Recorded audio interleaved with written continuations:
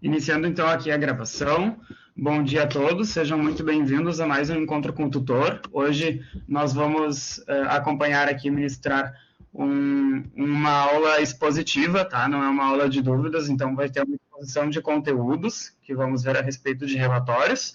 E é a aula 5 da UC2, né? Vocês estão ainda no início do curso, tem bastante coisa para ver e bastante coisa legal para ver aqui. Então, sejam muito bem-vindos, fiquem à vontade para enviar mensagens ali no chat, vou me apresentar em seguida, a gente vai ver o cronograma. Lembrando que essa aula fica gravada, vocês podem então acessar através, no caso da UC2, que faz parte do módulo 1, então vocês acessam o PI1 de vocês, e lá na aba Encontro com o Tutor, vocês conseguem o link da gravação depois, vai ser disponibilizado hoje mesmo, ok? Hoje é um conteúdo mais curto em quantidade, tá? Talvez sobre um tempinho, imagino que sim, a depender do quanto que vocês vão vir a participar desse encontro, enfim. Mas sobrando um tempinho, inclusive, eu posso auxiliar vocês com a questão dos conteúdos, questão de explicar alguma coisa específica da UC2, ou de alguma atividade, ou do próprio projeto integrador, ou até mesmo algo mais amplo, né? Algo de fora disso, mas que é também da segurança do trabalho. Lembrando, então, aqui a vocês, né, como de praxe, entrada com nome e sobrenome. O objetivo é atender a todos com maior atenção e silência. Vamos, então, tratar das dúvidas da UC2, né, no caso, não sendo aceitas mensagens com provocações, quaisquer tipos de discriminações, dados de outra pessoa. E seguimos aqui, então, minha breve apresentação. Então, para quem não me conhece, prazer, eu sou Eduardo Rocha Garcia, eu tenho 31 anos, sou engenheiro de produção, administrador, engenheiro de segurança do trabalho, fiz especialização na parte de psicologia do trabalho e o mestrado na parte de ISO 45001, que vocês viram ali na UC1, dentro da engenharia de produção aqui na URGS, em Porto Alegre. Sou docente há mais de 5 anos, aqui no Senac há aproximadamente 2. Atuei na indústria, no ramo de supply chain, no compras, indiretas mais especificamente. No comércio também atuei com vendas no passado e também fiz cerca de 4 anos de perícia de insalubridade e periculosidade, que tem bastante relação com o que vocês veem principalmente na atividade 1 ali, na NR15, né, nessa UC. E empreendo no ramo de pubs hoje em paralelo ao Senac.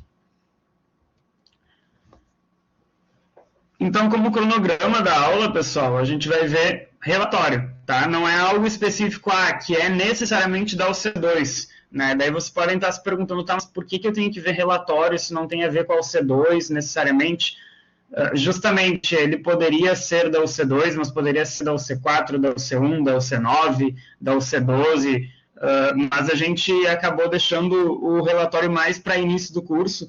Por quê? Porque vocês já aprendem daí desde o início a estruturação dele, porque vocês vão precisar dele não somente nas atividades de entrega, né, que tem algumas atividades que inclusive vão ser pedidos, assim, elabore um relatório, então vocês têm que seguir nessas atividades exatamente o que a gente vai ver aqui hoje, ok? Então, não somente para as atividades, mas também para o dia a dia do técnico em segurança do trabalho. Eu acredito que vocês já devem ter percebido, quem não atua, mas quem atua já percebeu com certeza, vocês vão ter que fazer muitos relatórios, muitas análises em relação à legislação, entregar muitas documentações para colegas de trabalho, né, para níveis hierárquicos superiores, né, para o CEO, para o diretor, gestor, coordenador, depende da estruturação da empresa que vocês atuarem, né? Então, vocês vão ter que entregar muitos textos, digamos, né, e eles têm que seguir algumas padronizações, né. Então, a partir disso, a gente considerou importante trazer um conteúdo extra que seria a respeito justamente de relatório. Como fazê-lo, então, as características dele, quais as partes que ele tem que ter, né, como que é a estruturação dele, e trazer um exemplo também. Então, vocês veem ali, ó, hoje são apenas 15 slides, tá? A gente está no inicinho, ele está no slide 6, a gente mal começou a aula, mas para vocês verem como é curto, claro que a gente vai vendo com calma, vocês podem mandar dúvidas no chat, ninguém aqui está com pressa, né? A gente tem até o meio-dia, mas a previsão é que, a meu ver, né, a previsão baseada nas vezes que eu já ministrei essa aula, em como ela foi estruturada também, é que sobre tempo, não somente para dúvidas, mas para também mostrar um exemplo de relatório para vocês, a gente fazer um exercíciozinho no final. Então, o que é um relatório, pessoal? Relatório, ele vai ser um documento técnico que vai expor resultados de uma pesquisa ou de um período de trabalho específico. Então, pode ser um relatório, por exemplo, de vendas, um relatório de indicadores de desempenho de agosto até outubro, né, em relação a, não sei, em relação a variabilidade da fabricação de um produto específico, em relação à quantidade de acidentes dentro da realidade da SST, né? Em relação à taxa de gravidade que vocês vão ver na UC5, enfim, depende do que. Não precisa ser necessariamente só de segurança do trabalho. É claro que aqui, para a realidade de vocês, para o melhor aprendizado de vocês, eu vou puxar mais exemplos de segurança do trabalho. Mas se por um acaso vocês tiverem algum cargo que vocês trabalhem com segurança do trabalho, mas também atuem com outra coisa, pode acontecer, né? Atuem com outra coisa em paralelo, aí pode ser que vocês tenham que fazer relatórios de assuntos que não são somente segurança do trabalho, ou então em parceria com algum outro setor da empresa, né, qualidade, por exemplo, vocês, ou custos, né, a parte financeira, você tem que fazer um relatório não somente analisando a parte técnica da SST, mas também a parte de custos, né, que também tem muito como relacionar e poderíamos fazer uma aula de 2 horas somente de como relacionar custos à segurança do trabalho, né? Então, o relatório é isso, ele vai ser um documento que vai expor esses resultados de uma pesquisa ou de um período de trabalho. Né? Então, de nada adianta a gente trouxe uma problemática e a gente não traz a solução, né? Ou uma possível solução. Né? A gente não sabe se a solução vai dar certo, mas uma possível, uma proposta de solução sempre é importante de trazer, né? Conforme a gente vai ver na estruturação do relatório. Quais características dele, então, pessoal? Importante a linguagem formal. Por mais que aqui pareça besteira, imaginem vocês entregarem para um diretor de algum dos diretores da empresa, vocês entregarem algo com aqueles internetês, assim, por exemplo, né? Você tem que revisar tudo no setor de vendas. Imagina se eu coloco assim: achem ou não besteira, mas para um diretor de uma multinacional, de uma indústria, isso não vai. Né? Então, é importante evitar esses internetês, é importante evitar erros de português, né? Questão de pontuação, acentuação, grafia. Aí vocês podem me dizer agora, mas eu tenho dificuldade em português, o que eu vou fazer e tal. Aí vocês têm diversas ferramentas hoje na tecnologia que podem ajudar vocês. Além da tradicional, do habitual leitura, né, pessoal? A gente aprende português muito lendo textos, lendo livros, e não precisa ser um livro, eu não gosto de ler Machado de Assis. Não, vocês podem ler alguma coisa que dê prazer em vocês. Por exemplo, eu gosto de ler sobre esportes. Eu Eduardo, sou um que gosta de ler sobre esportes. Eu leio muito sobre esportes. Gosto de ler sobre culinária também, então eu vou ler sobre culinária. Não precisa necessariamente ser algo específico, como a gente aprende no colégio, tem que ler aquela leitura obrigatória, né? Mas pratiquem a leitura, porque isso ajuda vocês a desinibir, a desenvolver linhas de raciocínio e também a acentuação, grafia, pontuação corretos. Eu vou ser sincero com vocês que algumas regras de vírgula, por exemplo, eu não sei. Eu realmente não sei, porque eu não, é muita regra. Né? Mas baseado em muita leitura de artigo, eu posso não saber por que a vírgula está ali, mas eu sei se ela tem que estar ou não ali. Né? Então, muito isso é através da prática, né? Da mesma forma que tantas outras coisas que a gente fala, a própria culinária que eu falei agora, a gente aprende na prática. Né? Então, é fazendo que a gente aprende muita coisa. Grafia, acentuação, né? Pontuação. E o relatório ele deve ser, né? Cada um desses itens, vamos lá. Objetivo claro, conclusivo, resumido, coeso entre parágrafos. Alguém sabe o que é coesão? Alguém quer opinar sobre? Pode colocar ali no chat. O que é coesão entre parágrafos?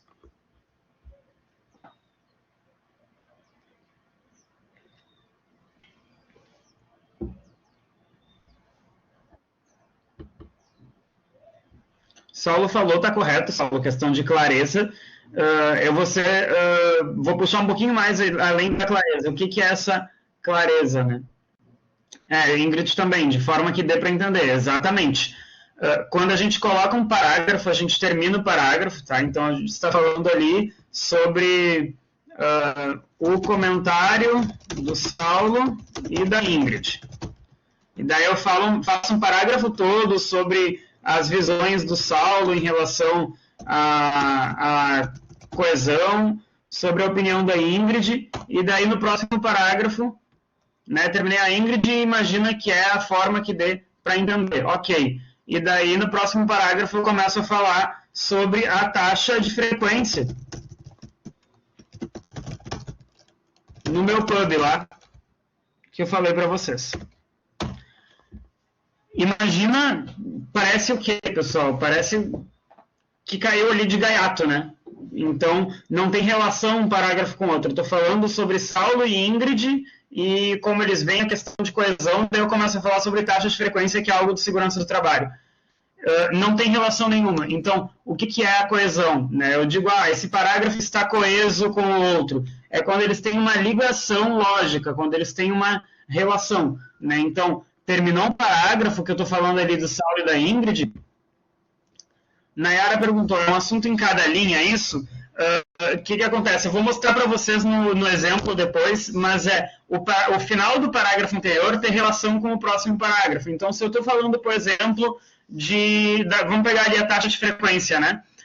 A taxa de frequência que ela demonstrou uma diminuição considerável, que é muito positivo. Não se preocupem com o conceito da taxa de frequência, porque se vocês vão ver lá no C5, tá? Mas que ele é muito positivo ter diminuído a taxa de frequência e terminei. Daí no próximo parágrafo eu posso falar de algo que tem relação com a taxa de frequência, que vocês vão ver esse conceito junto, que é a taxa de gravidade, que é outro indicador de desempenho de segurança do trabalho. Então, eu estou falando de uma coisa que, por outro lado, a taxa de gravidade está com um aumento, por exemplo. Né? Então, eu uso conjunções, conectores, né, por outro lado, que daí vai ter uma ideia de contrariedade com o que eu estou falando, mas um parágrafo tem, como o Djalma falou muito corretamente, muito bom o comentário, ligação harmônica. Né? Como tem harmonia de uma parte com a outra. Não é um Frankenstein o texto, né? Que um parágrafo fala de uma coisa, outro fala de outra. Então, eles têm uma ligação um com o outro, como a gente vai ver no exemplo que eu vou mostrar. Isso que é coesão, tá? Então, é muito importante vocês colocarem parágrafos que tenham coesão entre si. Tenham uma ligação lógica ao texto. Né? E a gente vai ver algumas formas de ter cuidado com isso. Ser objetivo, pessoal. Aqui é a questão do... não sei que região do Brasil vocês falam, aqui no Rio Grande do Sul a gente fala, não coloquem informação para ficar enchendo linguiça, né? Que é aquela coisa enrolada só para dar um tamanho maior para o texto. Claro que eu não quero que vocês saiam pensando, posso escrever o relatório em 2 linhas, de forma alguma, né? Não tem como escrever um relatório em 2 linhas, porque tem introdução, tem conclusão, tem desenvolvimento, mas... é importante que o relatório tenha objetividade, seja claro, né? Ele não traga informações desnecessárias para não cansar quem está lendo e também para não perder tempo. Né? Tempo é precioso hoje, sempre foi. Conclusivo, então, vocês estão trazendo uma problemática, então tragam uma possibilidade, né? Resgatem na conclusão, como a gente vai ver, o assunto, e tragam uma possibilidade de solução. É aquela velha história aqui, conclusiva é aquilo, mas... Djalma, tu me trouxe o problema, mas tu não me trouxe a solução. Então, por que me trouxe o problema? Né? É mais ou menos isso. Me traz uma possível solução frente à situação. E isso que tem que vir na conclusão. Resumido, né, que está totalmente relacionado com a parte do objetivo. E é essencial trazer os resultados obtidos e possíveis melhorias, como a gente recém falou. Quais as partes do relatório, então, pessoal? Isso aqui é indispensável, porque muitas vezes, inclusive na UC11 e na UC5, se eu não me engano, vocês têm que entregar relatórios para nós. E muitas vezes mandam, assim, 2 parágrafos só com o desenvolvimento. Né? E aí, capa e desenvolvimento. Não mandam introdução, não mandam conclusão.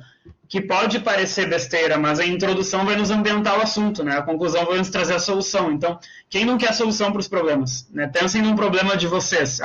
Estou com dificuldade de compreender como buscar os limites de tolerância de químicos na NR15.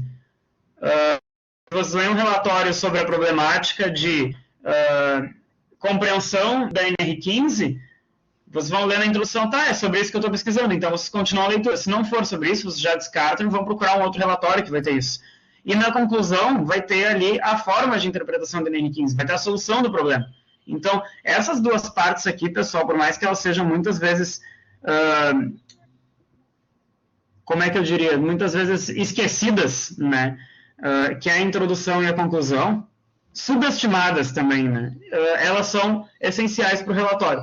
E as referências também, por uma questão de não configurar plágio, né? Então, se vocês estão trazendo uma informação de um outro autor, vocês têm que citar aquele autor, porque é ele que chegou àquela conclusão. Então, a gente vai ver aqui cada uma das partes do relatório, tá? Então, a gente começa pela capa, a primeira parte. A capa, vocês já têm uma mais clara, ela é mais tranquila de ser realizada, né? Ela possui diversos modelos, mas depende do padrão da instituição ou da empresa em questão. Aqui no Senac, por exemplo, pessoal, a gente pede para vocês ali mandarem relatório e tal, mas já tem cada atividade que vocês vão mandar, tem um modelo. Vocês baixam ali o modelo e editam e já mandam para a gente baseado no modelo, desenvolvido a partir do modelo, né? Então, não precisa ter tanta preocupação com a capa aqui nos modelos do Senac, porque é só vocês preencherem ali. Mas qual é o padrão que eu tenho que seguir? Já tem ali o padrão, é só vocês colocarem as informações de vocês, né? Então, capa tende a ser um pouco mais tranquilo, né? Em geral, ela vai ter o quê? Título do trabalho, né? Então, o título, assim como o título de filme, de livro, de música, de um modo geral, eles mostram a ideia principal que a gente tem que ver, que a gente vai ver, né? O assunto principal. Por exemplo, pensem num filme que vocês gostam, né? Então, não sei, Sexto Sentido. Peguei um filme meio antigo, tá? Mas eu acho um filme legal de ver. Sexto Sentido. O Sexto Sentido, o nome já está dizendo a ideia do filme, a ideia principal do filme, né? Harry Potter, já está dizendo a ideia principal do filme, né? Harry Potter e o Prisioneiro de Azkaban, por exemplo, né? Então, a história do Harry Potter com o Prisioneiro de Azkaban, né? Então, essa história está resumida no título, né? Séries também, Casa de Papel, enfim, o que vocês gostarem de assistir, em geral, o nome, ele já está dizendo, o título já está dizendo a ideia principal. Relatório não vai ser diferente, tá? Então, o título tem que resumir o que vai ser visto, né? Então, por exemplo, ali, relatório anual de vendas da empresa, relatório de investigação de acidentes de trabalho, relatório de avaliação de indicadores de marketing ou indicadores de desempenho relacionados a lucro, a financeiro, enfim, o que vocês quiserem, né? Então, vai ter, em geral, o título, o nome do local, né? Empresa, instituição, se for um trabalho de uma universidade, enfim, departamento ou setor da empresa, curso, nome do autor. Então, aqui depende, eu estou dando ideias aqui para vocês, tanto de um trabalho relacionado a uma entrega de atividade numa faculdade, num curso, enfim, quanto, né, uma entrega de um relatório num trabalho propriamente dito, né, numa empresa. Aqui, então, pessoal, a gente vem para a introdução e, a partir daqui, eu já vou fazer uma forma que eu acho bem tranquila de compreender. Tá? Não sei se está ok para todo mundo, se estão com alguma dúvida até agora. Eu estou muito rápido, querem que eu vá mais devagar. Está tudo certinho.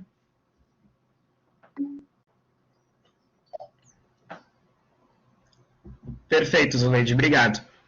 Então, vamos seguindo. A partir daqui, pessoal, o que eu vou trazer para vocês? Tá, perfeito. É que eu sei que eu falo um pouco rápido, eu sempre pergunto isso, porque eu acho que eu me empolgo demais assim nas aulas.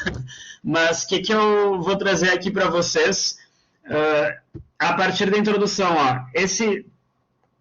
essa partezinha aqui, exemplo, eu vou trazer o mesmo exemplo em cada uma das partes, tá? Na introdução, no desenvolvimento, na conclusão, nas referências. O que é esse exemplo? Eu falei para vocês que eu ia puxar muito para a realidade de vocês, né? Então, eu trouxe um exemplo relacionado à segurança do trabalho. Então, eu estou supondo, a partir de agora, que eu estou fazendo um relatório, não sei se alguém já trabalhou em frigorífico, tá? Mas um relatório voltado para frigoríficos. Então, vai ser um relatório de LER-DORT, né, lesão por esforço repetitivo, e distúrbio osteomuscular relacionado ao trabalho. São questões relacionadas mais à ergonomia física, né? A ergonomia ela tem 3 áreas: a física, a cognitiva e a organizacional. A física é o que todo mundo já conhece da ergonomia, da postura e tudo mais, né? A organizacional é a macroergonomia, que é relacionada à organização da empresa, como ela gerencia e como que isso vai impactar na relação do ambiente com o homem, né? Ou com os colaboradores. E também a cognitiva, que daí é relacionada à saúde emocional no trabalho, né? A parte de psicologia do trabalho. Então, aqui eu estou trazendo mais ergonomia física, tá? LER-DORT, nos frigoríficos, especificamente em frigoríficos. Não sei se vocês sabem isso, mas frigorífico é uma das áreas que tem mais histórico e mais incidência de acidentes e afastamentos do trabalho. E o LER-DORT em frigorífico é muito comum, por quê? Porque muitos trabalhos dentro de frigorífico até hoje fiz muita perícia, é um ambiente bem complicado de trabalho, tá? Mas muitos trabalhos de frigoríficos hoje ainda são bastante manuais, né? O que a gente chama muito fordistas também, de produção em excesso, produção em massa. E esses trabalhos altamente manuais, muitos deles são com um movimento repetitivo. E daí, com o passar do tempo, geram lesões que são musculares e que geram esses afastamentos do trabalho dos colaboradores. Imaginem vocês ficarem 8 horas fazendo o mesmo movimento com a mão para a desossa, por exemplo. Né? Então, aqui, introdução, desenvolvimento e conclusão vai ser tudo o mesmo exemplo, ok? Eu poderia ter feito relacionado a NR12 de máquinas, poderia ter feito relacionado à mineração. Peguei como exemplo o frigorífico, tá? Então, isso serve como exemplo específico, mas serve para o geral, para situações diversas, né? Então, o que a introdução ela tem que trazer, pessoal? Como o próprio nome diz, ela vai te ambientar, vai te introduzir ao que vamos ver. Então, a introdução ela é uma sucinta, ou seja, breve, resumida, contextualização do assunto. Contextualizar é trazer para a realidade daquele assunto. Podendo ter, e acho muito positivo que tenha, tá?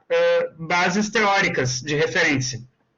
Por exemplo, se o assunto se tratar de diretrizes legais da saúde e segurança do trabalho no Brasil, terá conteúdos teóricos citados da Fundacentro ou do Ministério do Trabalho, fundamentando o que será estudado. Quem nunca viu aqueles textos que a gente começa assim, né? Conforme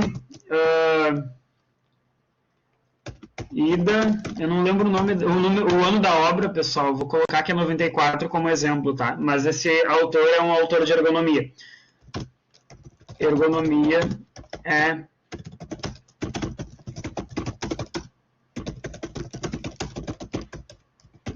mandei ali para vocês.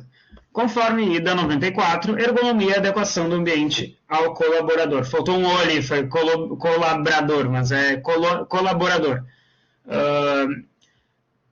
Quem nunca viu um texto que tem o nome de um autor e o ano em parênteses, né? É exatamente isso que eu estou falando de base referencial teórica, tá? Então, vocês estão trazendo uma informação que tem um embasamento de alguém que já estudou sobre isso, então traz mais confiança para o relatório, né? Traz mais corpo para ele, e estão referenciando alguém, né, que já estudou. Então, para não configurar plágio, aqui tem que ter a relação da introdução com a última parte lá, que é a bibliografia ou referências bibliográficas, em que a gente vai citar lá a IDA e a obra dele, ano, edição, editora, cidade, enfim. Se for site onde foi consultado, né, demais informações que vocês já sabem. E aí, pessoal, aqui, como exemplo, eu dei ali Fundacentro, Ministério do Trabalho, porque seriam fundamentações do que a gente veria de diretrizes de SST. Né? Então, dei um exemplo ali de ergonomia e assim a gente segue.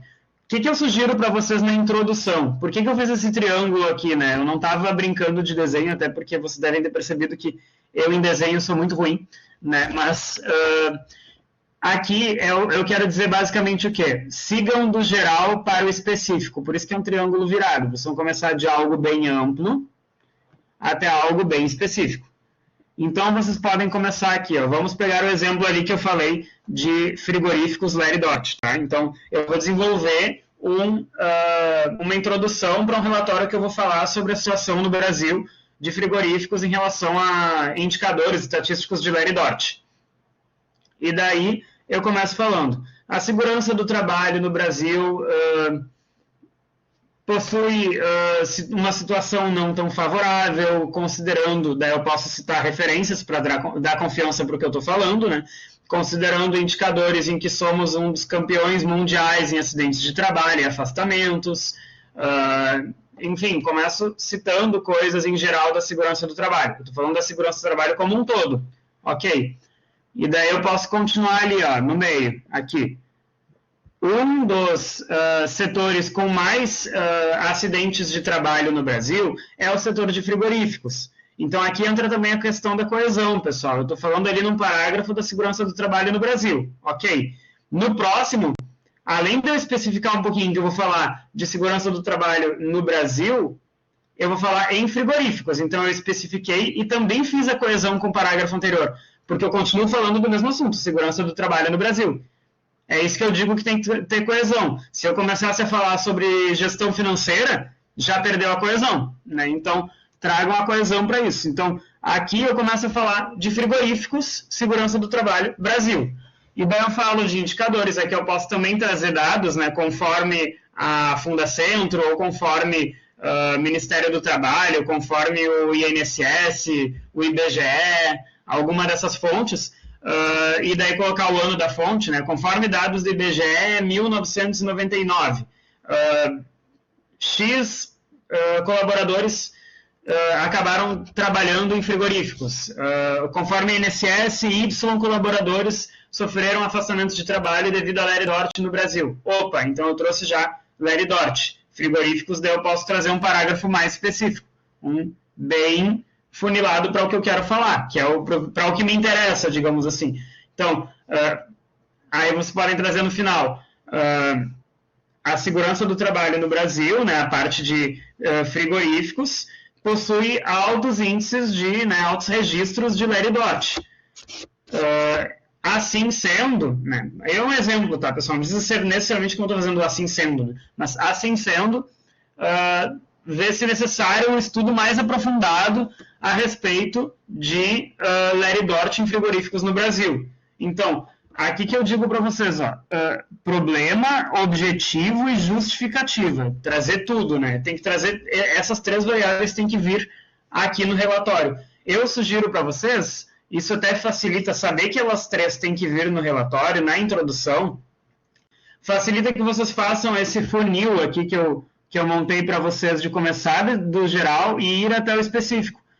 Por que facilita? Porque sabendo do problema objetivo e justificativo, vocês já conseguem ter a criatividade para desenvolver o texto e encerrar ali. Vocês podem colocar no final da introdução, junto com a parte específica, o problema. O que é o problema? Tem uma situação indesejável, né, que eu quero resolver.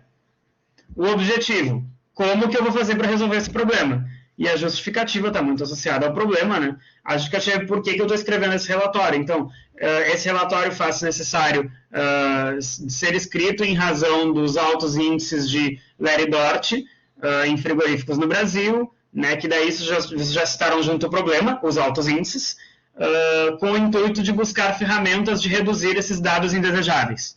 O intuito D já é o objetivo. Então, vocês trazendo essas três variáveis no final, vocês conseguem já funilar e mostrar por que vocês estão escrevendo esse relatório. Tá entendido até aqui? Ficou claro para vocês?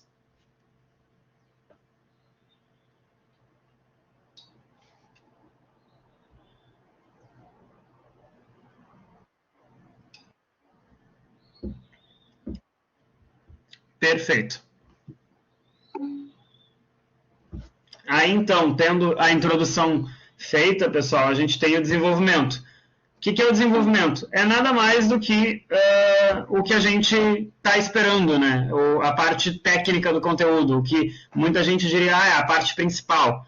Eu não diria a parte principal, né? Porque a conclusão, por exemplo, vai trazer a solução, a introdução vai fazer com que a gente compreenda onde é que a gente está pisando, né?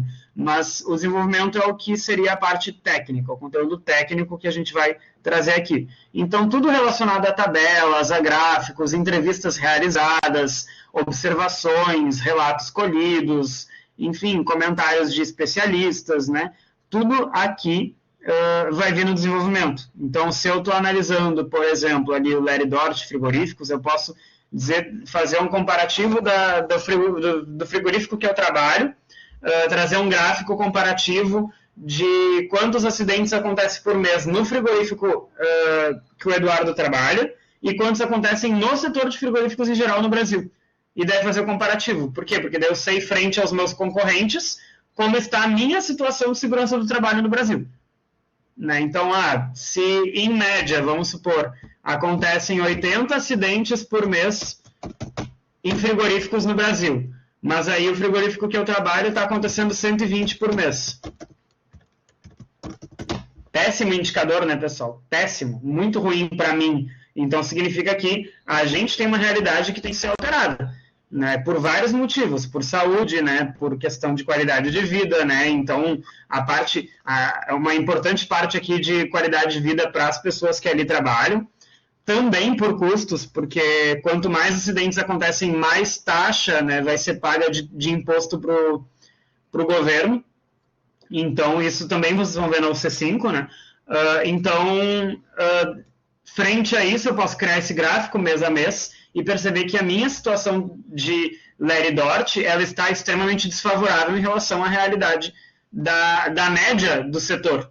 Né? E isso é uma coisa interessante de trazer no desenvolvimento. Então, ele é o relatório técnico descrito em si. Toda a parte técnica de conteúdo aqui detalhada, como eu falei, relatos, análises, comentários, observações, gráficos, tabelas, tudo.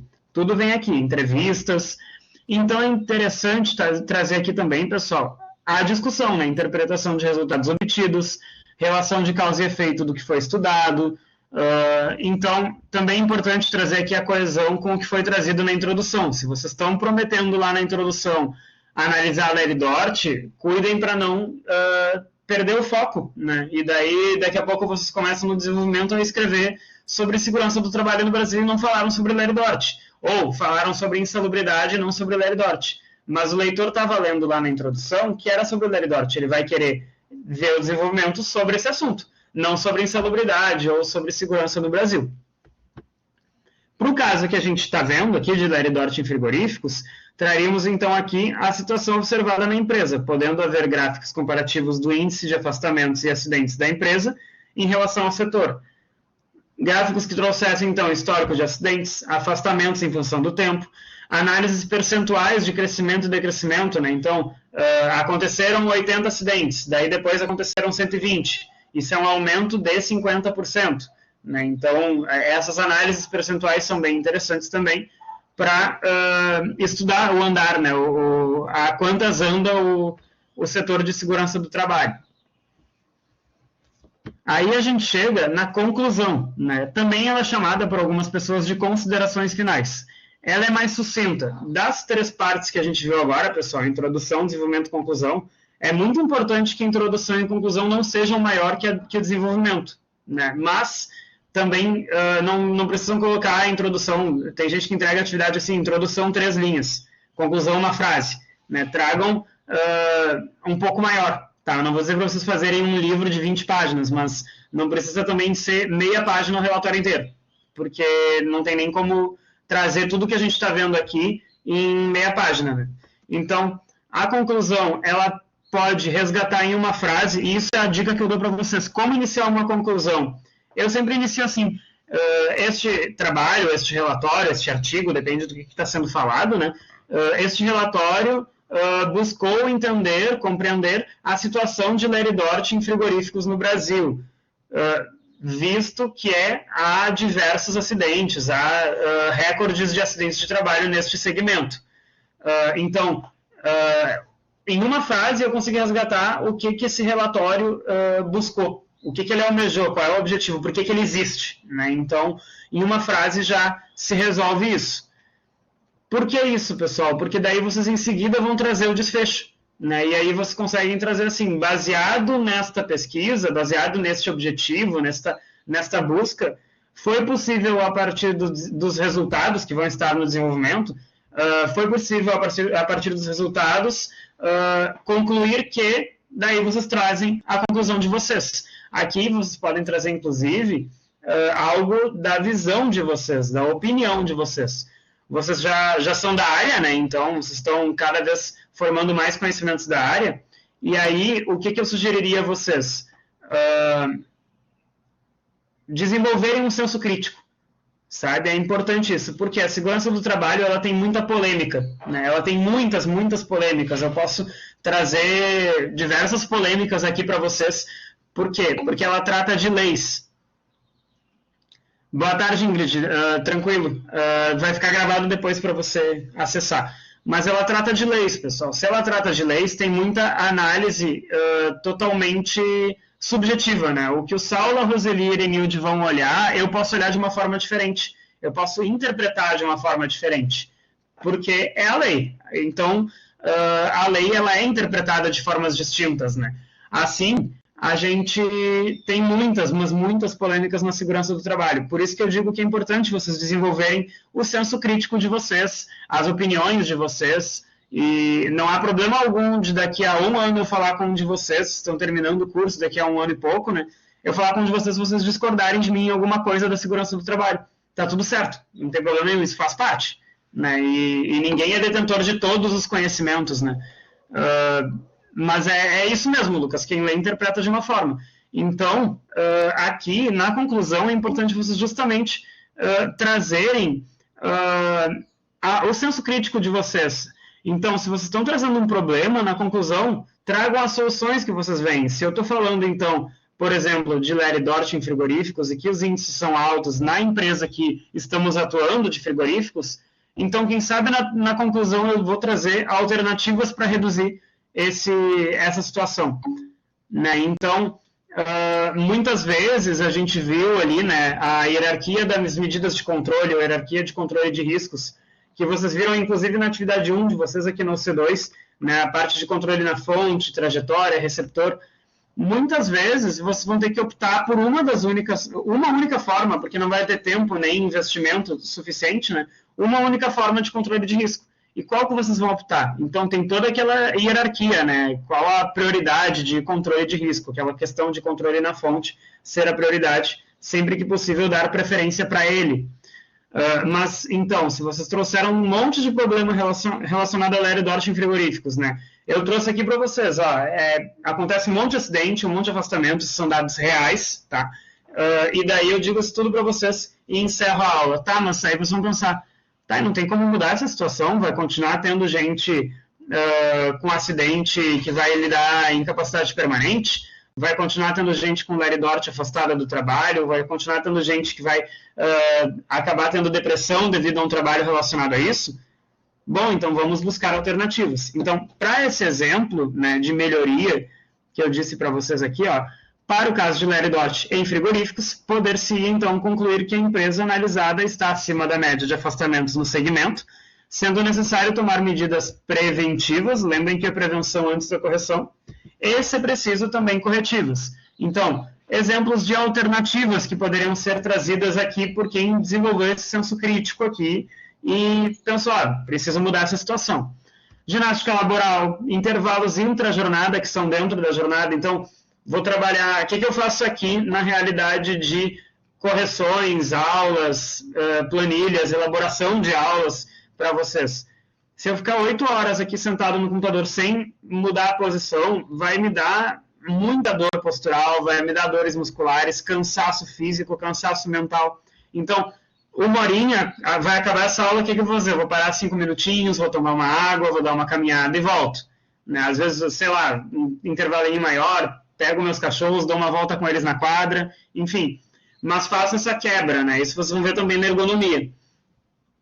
Então, intervalos intra-jornada, ginástica laboral, rodízio de colaboradores nas atividades mais monótonas, automação parcial da operação para uma atividade monótona que causa LER, folgas, operadores multifuncionais, porque se somente eu faço a desvossa, daí eu fico o dia inteiro lá, mas se vários operadores sabem fazer mais de uma função, aí pode ser que a Ingrid, Lucas e todos vocês aqui revezem comigo e a gente consiga daí ter uma redução da exposição a uma atividade monótona e repetitiva. Né? Então, a automação parcial também da operação, que pode causar ler, então algum robô pode auxiliar em alguma coisa. Enfim, são diversas alternativas que vão resolver ou então mitigar. Vocês vão ver muito esse termo na segurança do trabalho, pessoal. Mitigar é a mesma coisa que reduzir. Então, vamos mitigar os riscos. Vamos reduzir a quantidade de riscos. Vou parar aqui na bibliografia para tomar uma água também e para ler ali o que o Lucas e o Saulo falaram. Tá? Então, Lucas, para os trabalhadores é complicado e nós que estamos orientando, pior ainda, muitas das vezes não ouvidos. Isso é uma dor muito grande de todo mundo da segurança do trabalho, Lucas, a questão de muitas vezes não levarem a sério, né, a importância do trabalho. Então, o que eu diria para vocês, assim, realmente não é fácil, não é um trabalho simples, eu não vou romantizar que vai ficar tudo facilmente resolvido, é árduo resolver isso, mas eu acho que é muito a questão da comunicação, pessoal, combinado não sai caro. Muitas vezes o pessoal chega aqui no curso e pensa, eu vou fiscalizar e vou punir quem não usar EPI. Primeiro que EPI é a última alternativa que a gente tem para controle de risco, né? É a menos efetiva de todas. Então, EPI é importante, em alguns casos, mas a gente vai dar preferência para outras coisas. Se nenhuma delas resolver, aí sim a gente corre para EPI. Segundo que, eu diria para vocês, não atuarem como se fossem um fiscal, né? Assim de, olha só, tu não está usando equipamento de proteção, vou te punir. Isso não funciona, pessoal. Isso é algo que só vai gerar uma barreira de vocês com os demais departamentos, os demais operadores, e o importante é vocês se darem bem com eles. Terem o técnico em segurança, ele é um cargo extremamente importante na empresa. Ele é essencial, porque ele vai ter, muitas vezes, o meio de campo do operador com a parte gerencial da empresa. Né? Então, as demandas que o operador precisa, o que ele precisa cuidar, os treinamentos necessários que a gestão tem que apoiar vocês para realizar, essas coisas, tudo vocês fazem no meio de campo. Então, vocês têm um papel fundamental para a empresa, é realmente muito importante. Então, assim, eu diria, comunicação, né? Combinado não sai caro, vocês vão falar com pessoas assim, com o CEO da empresa e vão falar com o operador, vocês vão falar com todos os níveis. Comunicação, educação, né? E eu digo educação não somente de oi, tudo bem, né? De etiqueta, também, mas educação de trazer conhecimento e capacitação para os colaboradores, para eles entenderem, nossa, né? Isso é muito importante, como é que eu não dei atenção para isso antes, né? Então, é o que o Cristiano falou ali, ser autoritário não funciona, principalmente na área de segurança. Então, ter uma conversa amigável e não criar esse muro, né, entre vocês e os operadores, porque daí realmente, assim, eu já vi pessoas falarem quando eu terminei o curso de segurança do trabalho, quando o pessoal da segurança do trabalho passa na minha sala, eu fecho a cortina, porque eles vão ficar chamando atenção pela minha postura. Não é assim que tem que ser o clima dentro de uma empresa, né, pessoal? Isso não é bom para ninguém. Então, cuidem para sempre ser diplomáticos, amigáveis, por mais que isso, muitas vezes, acabe sendo algo difícil, tá? Eu vou subir um pouquinho ali deixa eu ver ali, Saulo, os métodos de tolerância qualitativos seriam um exemplo da interpretação pessoal e senso crítico do técnico de segurança, já que não tem um valor exato como os quantitativos. Sim e não, Saulo. Sim, tem uma subjetividade maior. Gostei da tua pergunta, muito, muito inteligente, muito boa a tua pergunta. Bem pertinente, assim, para a situação. Mas sim no sentido de que tem um viés interpretativo, mas não no sentido de que a gente tem que seguir algumas coisas das normas. Então, qualitativo, biológicos, por exemplo, né, NR15 anexo 14, ou os químicos do anexo 13, eles são qualitativos. Só que se tem lá escrito, exposição a hidrocarboneto. Ok, se eu estou exposto a hidrocarboneto, por mais que seja qualitativo, já sabemos que é algo que temos que dar atenção, tomar cuidado por caracterizar a insalubridade, né? Porque está citado no anexo 3 da NR15. Contato com lixo urbano, anexo 14, né? É insalubre também, né? Então, é qualitativo, mas vocês têm que, igual no qualitativo, dar atenção para as normas, né? E ver o que é a melhor forma de mitigar ou de resolver o risco ali presente, tá?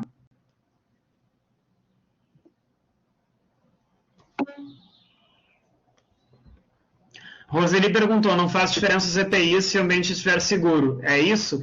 Não exatamente, ali, o que o Cristiano falou é pertinente, o EPI é importante tanto quanto qualquer medida de segurança, porém ele é a última medida. Se houver a possibilidade de eliminar o risco na fonte, eu faço.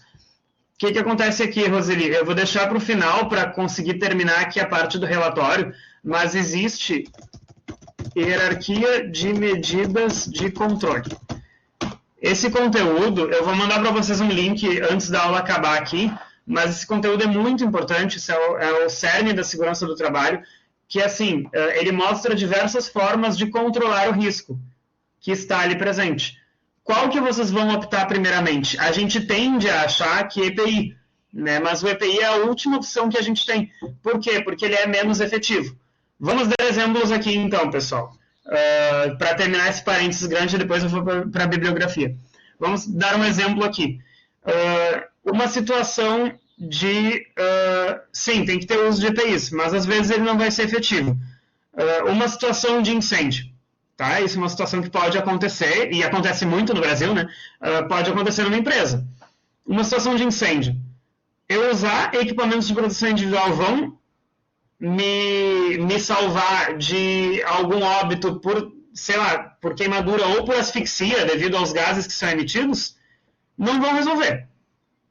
Né? Então, a gente prevenir a ocorrência do incêndio é muito mais interessante. Por quê? Porque aí, mesmo que não haja EPI, a situação está controlada. Né? Então, prevenção é mais importante que correção. Um outro exemplo que eu posso dar para vocês, que daí não é de segurança do trabalho somente, mas foi do nosso cotidiano, a pandemia. Né? O que aconteceu na pandemia, pessoal? A pandemia a gente utilizava máscara. Eu fui um que contraiu Covid, de mercado, assim, provavelmente, porque eu só saía para supermercado. Eu contraí Covid usando máscara na rua. Então, o EPI resolveu? Não resolveu. Ele mitigou, ele reduziu, mas ele não resolveu. Agora, o que resolveu? Vacina. A vacina, no momento que, estatisticamente, né, no momento que todo mundo começou a ser vacinado, os índices de Covid diminuíram drasticamente até que a pandemia oficialmente acabou, conforme a OMS declarou. Então, o que eu quero dizer com isso? A prevenção, que é a vacina, ela possibilitou um resultado melhor do que a correção, que é a máscara. Se fosse só a máscara, a gente até hoje estaria na pandemia. Ok? Numa empresa que o colaborador atua em várias funções, o que fazer? Em que sentido, Everson? EPIs você está falando? Eu não entendi exatamente ao que exatamente que você se refere. Aqui eu vou mandar aqui para vocês, pessoal. Leiam isso, que é bem importante para o curso. É um conteúdo da Unifal, uma universidade lá de Minas Gerais, que eles explicam direitinho essa questão da hierarquia das medidas de controle, tá? Aí, Everson, vai escrevendo aí, eu não sei do que você se refere exatamente, mas vai escrevendo enquanto eu termino ali os slides da bibliografia. Então, pessoal, a bibliografia é a última coisa, né, que a gente vai ter no relatório. Para finalizar, então, o relatório, é importante trazer essas referências, né? Então, para respeitar o que foi falado por outras pessoas, né? Não configurar o famoso plágio. Então, em todas as fontes de livros, websites, devem ser citados em ordem alfabética. Então, vamos dar um exemplo aqui, ó. Roseli Marques de Almeida, Everson Carvalho e Eduardo Rocha Garcia. Ok. Pegando o último sobrenome de cada um. Vamos supor que nós três sejamos os autores de uma bibliografia, tá? Então, qual vai ser a ordem? Primeiro vocês vão citar a autora Roseli, depois o Everson, depois o Eduardo. Vai ser Almeida, Carvalho e Garcia. Por quê? Porque é a ordem alfabética, só que é a ordem alfabética do sobrenome. Ok? Então, Roseli, por mais que venha depois de Eduardo na ordem alfabética, fica na frente do Eduardo nessa bibliografia. Ok? Já te respondo, tá, Everson? Só vou terminar aqui, então. Então, não esqueçam de citar todas, e assim, se vocês têm 6 referências, coloquem os 6 autores, não coloquem um a mais nem um a menos, tá? Então, e não copiem exatamente, pessoal. Se colocarem assim, vocês leram alguma coisa que eu escrevi, e daí vocês vão lá e colocam copiar e colar. Não, escrevam com as palavras de vocês o que vocês compreenderam. Isso é bom, inclusive, até para vocês estudarem, né? Porque daí vocês leem, vocês vão raciocinar e vão escrever. Então, fixam melhor o conteúdo. Né? Então, para o caso de Larry Dort em frigoríficos, provavelmente haveria dados estatísticos, né, de contextualização na introdução, então vocês teriam que referenciar esses dados. Vamos supor que vocês tivessem pego, então, dados do IBGE, Ministério do Trabalho e Fundacentro. Então, vai ser primeiro Fundacentro, depois IBGE, depois Ministério do Trabalho, ordem alfabética. Há algumas variações em relação a essas coisas, pessoal, à luz da questão da BNT. A BNT muitas vezes vai determinar o espaçamento, margem, parágrafo, mas isso é muito relativo. Como vocês, de um modo geral, vão atuar numa empresa, a empresa não vai se apegar tanto à margem, parágrafos, né? Ela vai querer a solução do problema. Então, por isso que eu não aprofundo muito isso aqui, ok? Então, trazendo aqui as referências que foram utilizadas para essa apresentação, tá, pessoal? A questão de dúvidas. De conteúdo do relatório era isso. Antes de responder o Everson, enquanto respondo o Everson, eu vou carregar aqui, pessoal, na apresentação, um relatório exemplificado.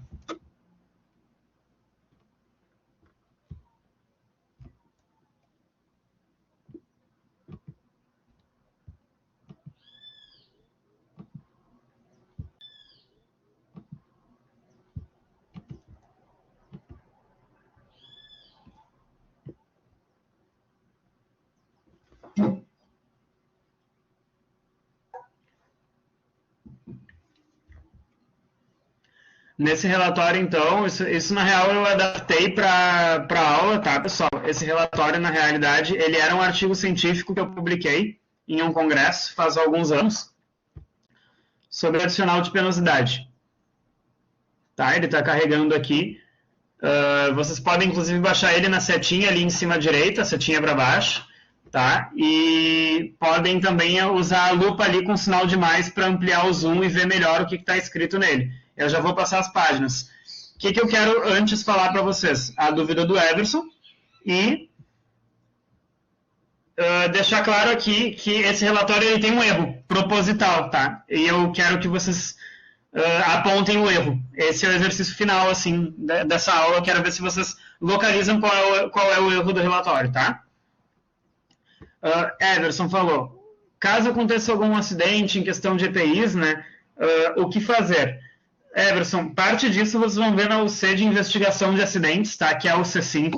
Vocês vão ver diversos conteúdos lá, eu não vou me apegar tanto a isso justamente porque senão não dá tempo e tem alguns conteúdos para ver mais aprofundados até lá, tá? Mas em relação à investigação de acidente, né, aconteceu um acidente, você tem que preencher, não necessariamente o técnico de segurança, mas muitas vezes vai ser o técnico, tá? A comunicação de acidente de trabalho, que é a CAT, tá? E daí, esse é um documento que tem que ser passado para o governo, e daí vocês têm que trazer todos os dados em relação ao acidente que aconteceu. O ideal, obviamente, é que não aconteça acidente, mas sempre que acontecer um acidente, vocês vão ter que buscar formas para ferramentas que vocês vão ver no decorrer do curso para que não aconteça novamente, tá? Então, tem diversos tipos, eu vou dar exemplos aqui se você quiser pesquisar, mas você vai ver no decorrer do curso, tá? A PR é um exemplo, FIMEA, RASOP, algumas delas são formas de ou investigar acidente antes que ele aconteça para ele não acontecer, ou de investigar o acidente que aconteceu para evitar que ele aconteça novamente, tá? O ideal, né, os EPIs, muitas vezes eles não vão resolver um acidente, né, então... Cristiano falou ali, erro de ortografia, penosidade. Saulo falou periculosidade, daí digo para vocês, não seria isso porque existem os dois, tá? Periculosidade é NR16, penosidade não tem uma NR até hoje para ele, há possibilidade de ser criada, mas isso é um vazio jurídico há bastante tempo, há anos, assim, né? Então, a gente vai ver aqui, na realidade, é um terceiro contexto que a gente vai ver, tá? O que existe, pessoal? Existe a insalubridade, né, que ela afeta com o passar do tempo lentamente, a periculosidade, que daí é o dano à vida, o risco de um acidente que pode te levar a óbito de imediato, né, caso de, por exemplo, explosivos, inflamáveis, dentre outros, e penosidade, que ninguém fala, mas aí eu estou trazendo esse conhecimento extra aqui para vocês. Penosidade é o trabalho, como o nome diz, penoso. Então, aqui, se vocês baixando o relatório, vocês podem ler com mais detalhes, tá? A introdução, então, vocês podem ver a questão do funilar, ó. Eu comecei escrevendo como? Os acidentes de trabalho têm sido evidenciados em alta frequência na rotina dos brasileiros. Daí, conforme dados, a referência do Ministério da Previdência Social, em 2011, a questão de 700 mil acidentes que aconteceram e tudo mais. Ok, trouxe as referências. Aí, eu trago no segundo parágrafo. A legislação brasileira prevê o pagamento de adicionais de insalubridade e periculosidade para os trabalhadores que estejam inseridos em determinados postos de trabalho que possam trazer agravos para a sua saúde. Como é previsto na Constituição Federal, trabalhar em condições insalubres significa que pode haver danos à integridade física e ou psicoemocional desenvolvidos, havendo NR15. Fala também aqui da NR16, né? E, analogamente à insalubridade, a NR16, né, condições perigosas.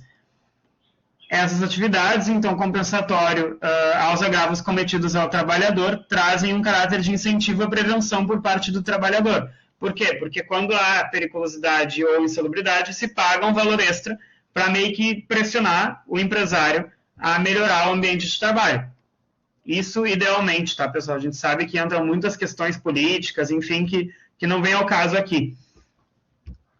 Daí, eu coloco depois, todavia, encontra-se um vazio jurídico no que diz respeito ao direito social relativo à penosidade, explicitado no inciso 23 do artigo 7º da CLT. O trecho cita os adicionais de remuneração referentes às atividades insalubres, periculosas e penosas. Este último, contudo, depende de uma regulamentação ainda não criada. Ou seja, pessoal, periculosidade e insalubridade existem, penosidade na prática não. Mas é prevista da mesma forma que os outros dois. Vocês percebem que na introdução eu comecei falando da segurança do trabalho no Brasil, depois eu fui funilando, né, falei de legislação e falei exatamente do que eu queria falar dentro da legislação. Então, formou do geral para o específico, aquele triângulo virado que eu falei para vocês. Então, aqui, ó, encontra-se um vazio jurídico. Aqui temos o problema. É válida a tentativa de... Não reparem meu cachorro aqui no fundo brincando, tá? Mas só um ruidinho. É válida a tentativa de desenvolver um modelo que atenda à demanda de atividades penosas. Então, aqui eu trago o objetivo e a justificativa de definição de diretrizes para resolver na prática o vazio jurídico. Ok. Isso, junto com toda a coesão da introdução, eu vou para a introdução. Ok.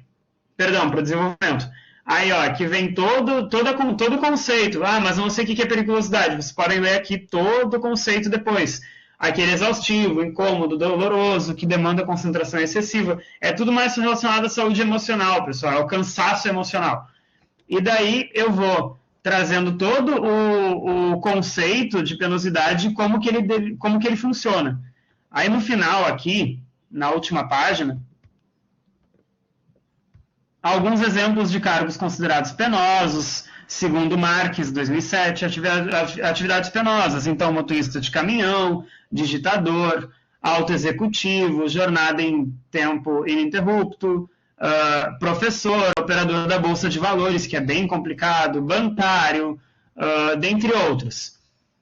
Daí o problema para implementação, ok, trouxe aqui toda a realidade com várias referências.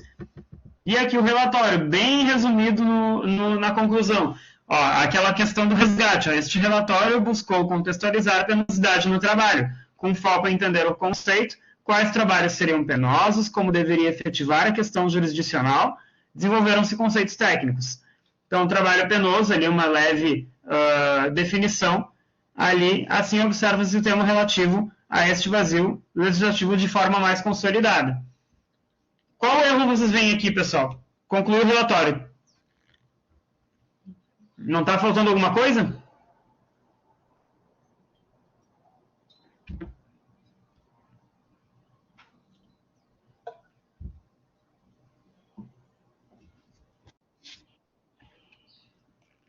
Perfeito. Correto, Paloma, Saulo, parabéns. É justamente isso. Eu não trouxe as referências. Não trouxe, por exemplo, Moraes, Regis, né, Garcia, enfim. Então, não esqueçam das referências, mas aqui esse relatório, eu acho que em geral ele está bem escritinho, tá, pessoal? Tem seus erros propositais, tipo a questão da referência, mas também aqui na conclusão poderia ter...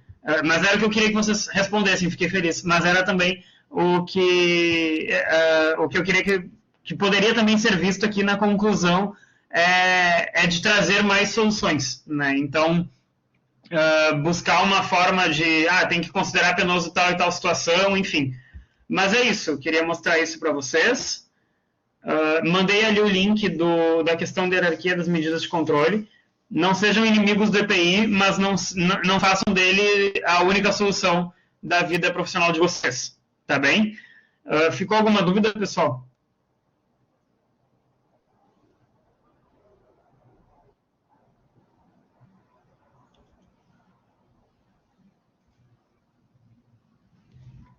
Certinho, então? Obrigado, Zuleide. Obrigado, então, pela presença de todos. Fico à disposição para quaisquer dúvidas. A aula vai ser disponibilizada para vocês. E qualquer questão, só entrarem em contato, tá? Contem comigo, contem conosco. E um ótimo dia para todos, tá? Um grande abraço e ótimos estudos. Boa tarde.